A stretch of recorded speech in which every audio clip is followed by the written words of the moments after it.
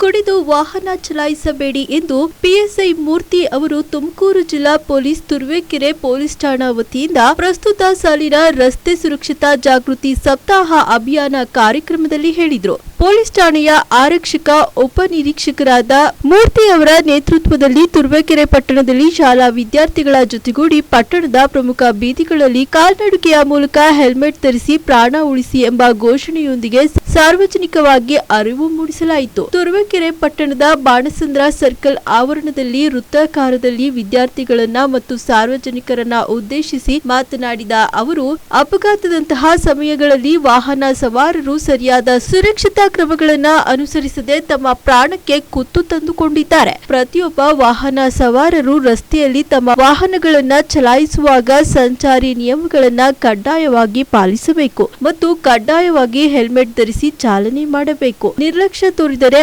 ಅನಾಹುತಗಳು ಮತ್ತು ನಿಯಮಗಳನ್ನ ಮೀರಿದರೆ ಅಪಾಯಗಳು ಕಟ್ಟಿಟ್ಟ ಬುತ್ತಿ. ಅತಿ ವೇಗ, ಅವಸರದ ವೇಗ, ಸಿಗ್ನಲ್ ರೂಲ್ಸ್ ಬ್ರೇಕ್ ಮಾಡುವುದು, ಕುಡಿದು ವಾಹನ ಚಲಾಯಿಸುವುದು ಕಾನೂನಿಗೆ ವಿರುದ್ಧವಾಗಿದೆ. ಇಂತಹ ಸಂದರ್ಭದಲ್ಲಿ ಮನೆಯಲ್ಲಿ ತಮಗಾಗಿ ತಮ್ಮ ಕುಟುಂಬಗಳು ಕಾಯುತ್ತಿರುತ್ತವೆ, ಮರೆಯಬೇಡಿ. ಕಾರನ್ನ ಚಲಾಯಿಸುವಾಗ ಸೀಟ್ ಬೆಲ್ಟ್, ಬೈಕ್ಗಳನ್ನ ಚಲಾಯಿಸುವಾಗ ಹೆಲ್ಮೆಟ್ ಧರಿಸಿ ಸಂಚರಿಸಿ, ನಿಯಮಗಳನ್ನ ಪಾಲಿಸಿ, ಕಾನೂನು ಗೌರವಿಸಿ ತಮ್ಮ ಸುರಕ್ಷತೆಯನ್ನ ಸಹ ಕಾಪಾಡಿಕೊಳ್ಳಬೇಕೆಂದು ಸಾರ್ವಜನಿಕವಾಗಿ ವಿಶೇಷವಾಗಿ ಅರಿವು ಮೂಡಿಸಿದರು. ಈ ಸಂದರ್ಭದಲ್ಲಿ ಪಟ್ಟಣದ ಹಲವಾರು ಶಾಲೆಯ ವಿದ್ಯಾರ್ಥಿಗಳು, ಪೊಲೀಸ್ ಠಾಣೆಯ ಸಿಬ್ಬಂದಿಗಳು, ಸಾರ್ವಜನಿಕರು ಮುಂತಾದವರು ಪಾಲ್ಗೊಂಡಿದ್ದರು.